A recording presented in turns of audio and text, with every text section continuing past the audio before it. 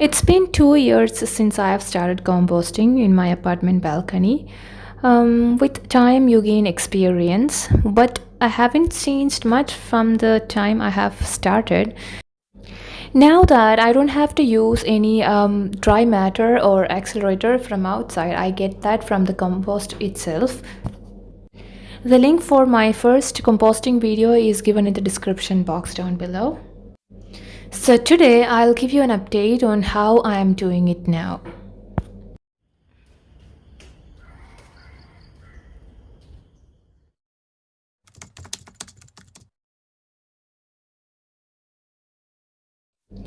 This is one of the bin in which I store my compostable waste.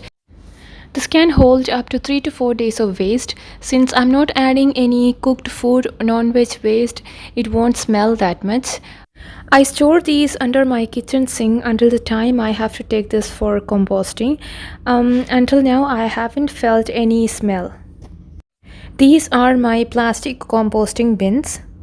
It's actually 10 kg yogurt containers I got from nearby cafeteria. As you can see, I have drilled holes on its sides and nor in the bottom to avoid leakage as it is in my balcony. And these are the terracotta bins in which I start composting. I have this shelf in my balcony in which I keep the compost which is to be dried and the dried compost, as you can see here. Over to the process of composting. From my experience, what I have felt is when you start your compost in terracotta bins, it absorbs the excess moisture and keeps your compost odor free. Both of my terracotta bins are full now, and the last I have added the waste is a week before. As you can see, these are the composting worms, those small white worms. I'll start the compost in this terracotta pots, and once they are full, I transfer the contents into these plastic bins. By doing so, the excess moisture will be absorbed by the terracotta bins and the rest of the composting will also happen smoothly. Now more than half of the contents are transferred to the plastic bin. Now on top of that, I add the fresh waste. I follow the layering method in which not more than 1 inch of fresh waste is added at a time and covering it with unfinished compost. Unfinished compost here acts as the dry matter as well as the accelerator. I'm putting in and spreading the next layer to be covered by the compost. The top layer will be completely dry compost. Spread it like this.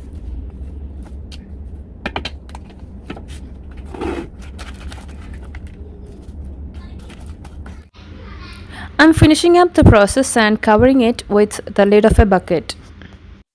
The lid doesn't have to be airtight, it's just to avoid any flies coming in. Alternatively, if you're into gardening and do not have a dedicated compost bin, you could use any of the pot with soil to bury the compost in it. Here in Dubai, during summer, most of my pots are empty and I follow this method. You will know when the compost is ready or finished when it looks, smells and feels like dark rich earth rather than rotting vegetables. Now this is ready here to be sun-dried, but I store it in my shelf until it's full. I keep them under sun until it's completely dry. It will take for me at least 3 to 4 days in my west-facing balcony.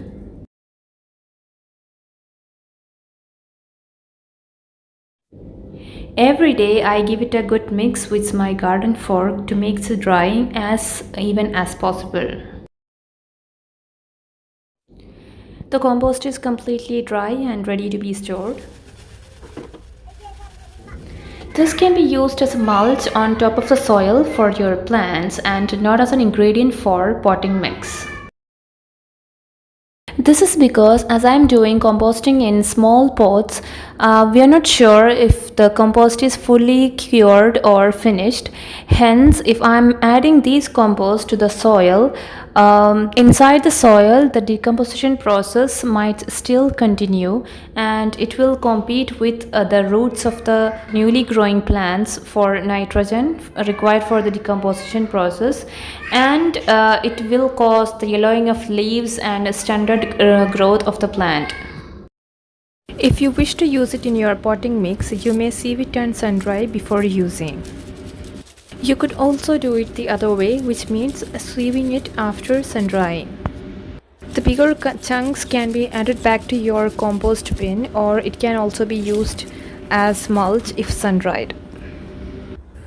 Thank you so much for watching this video. Hope this video is informative to at least the beginners in composting and gardening.